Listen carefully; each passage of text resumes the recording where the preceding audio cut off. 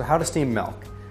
It's important to realize, first of all, that you don't steam milk any differently for latte art than you would to make a really good beverage. Again, I'm not a latte artist, I'm a barista. So our predominant focus and our number one goal here is to make a delicious drink for a customer.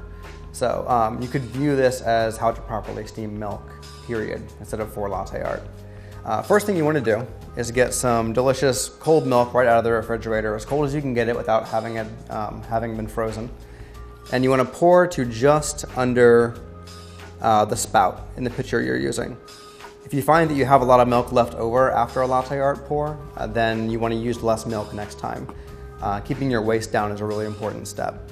So if you find yourself having to pour out milk in the beginning before you pour, or you have a lot of milk waste afterwards, that's a cue for you just to use less in the first place.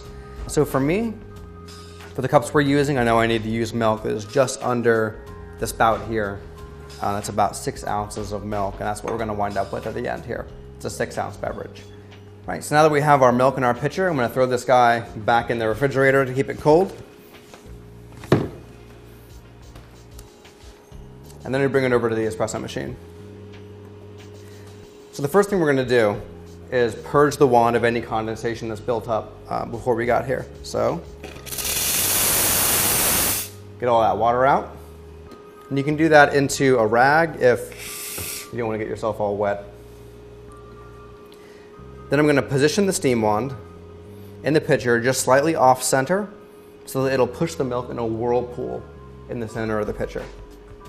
What this is going to do is help the larger bubbles to break down, and it'll give you control over the aeration process. Aeration is adding air to the milk to create the foam we're looking for.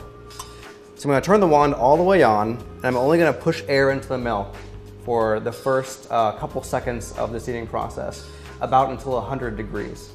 That sound should sound like paper tearing, or like a chirping sound, and not like bubbles being blown in. That means you're aerating finely enough to get very finely textured milk.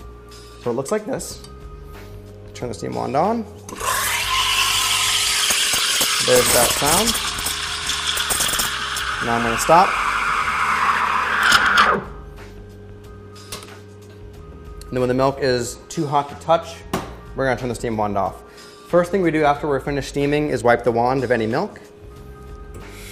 Purge milk out of the steam wand, and then we can look at our milk. Once we're here, we can pop out any visible bubbles by giving it a tap on the counter, and then giving it a swirl to polish up the surface. Now the goal here is to wind up with milk that looks like wet paint or marshmallow fluff. If you can see any visible bubbles in the milk, you need to start over, because it's not quite as good as you want it to be. The thing we're looking for here is called microfoam, which means that it's a very thick layer of gooey looking foam that's going to pour really nicely. So it should look like this really finely textured sort of gooey thing. And that's how you properly texture milk.